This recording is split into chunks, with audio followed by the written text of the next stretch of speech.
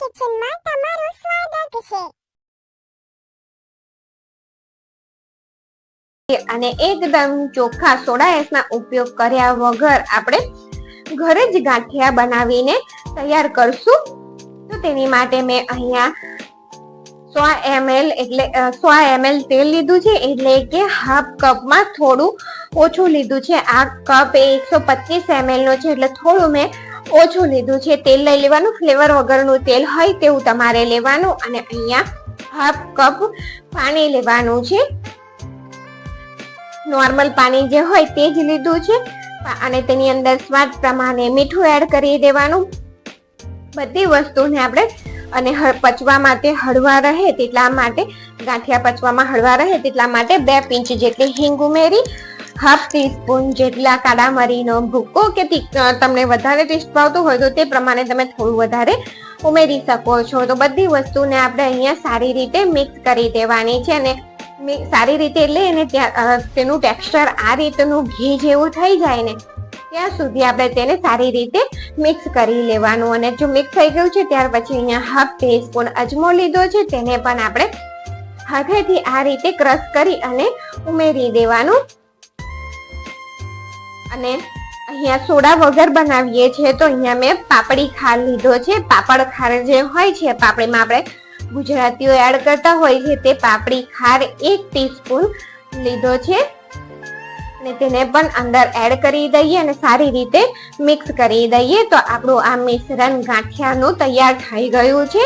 તો તેને આપણે બાજુ પર રાખી દઈએ અને બીજું આપણે આગળ જોઈ લઈએ।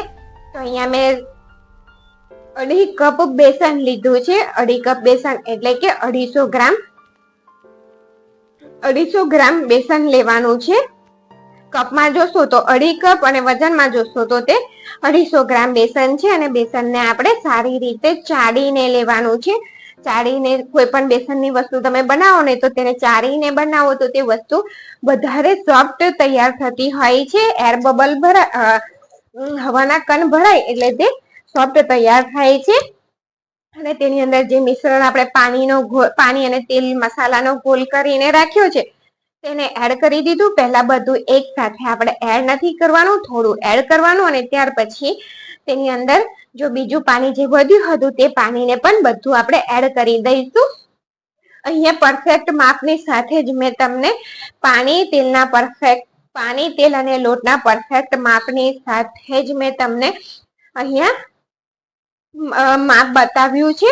અને અહીંયા જો આ રીતનો ઢીલો જ લોટ તૈયાર થશે એટલે આપણે તેને અલગથી પાણી રેડીને ઢીલો નથી કરવાનો કે ઘસવાનો નથી। અને 1 મિનિટ માટે ખાલી આ રીતે આપણે થોડું ઘસી લેવાનું, એટલે કે જે સરસ રીતે લોટ એકબીજા સાથે ભેગો થઈ જાય। લોટ તૈયાર થઈ ગયો છે, અહીંયા તેલ પણ તપી ગયું છે અને લોટના થોડાક નાખી જોયો તો તે લોટ એડ કરી જોયો તો તે તરત જ ઉપર આવે છે। અને મેં આ રીતનો ગાંઠિયા બનાવવાનો જે જારો આવે તે લીધો છે અને તેને તેલથી ગ્રીસ કરી દીધો છે। અને હાથને આપણે આ રીતે પાણી વાળો કરી દેવાનો છે।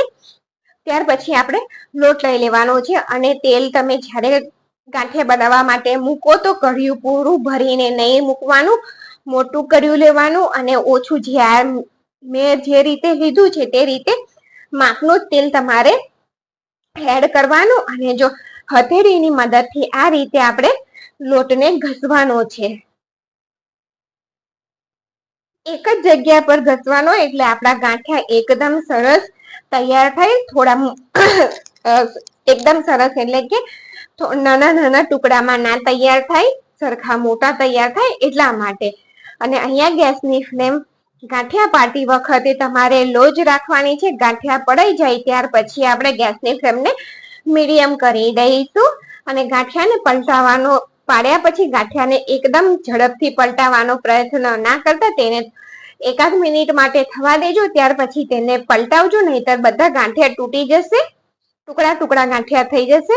તો જો પલટાવી દીધા છે, હવે ઉલટ પુલટ કરી અને આપણે તેને કડક તૈયાર કરી દેવાના છે। અને તમે આ રીતે જારો હલાવશો ને, જો આ રીતે આપણે જારાથી તેને ઉલટ પુલટ કરતા હોઈશું ને ત્યારે જ આપણને ખબર પડી જશે કે તે કડક થઈ ગયા છે, ક્રિસ્પી થઈ ગયા છે। એટલે આપણે ગાંઠિયાને કાઢી લઈએ। જો આ ગાંઠિયા સરસ રીતે તળાઈ ગયા છે તો આપણે તેને એક પ્લેટમાં કાઢી લઈએ।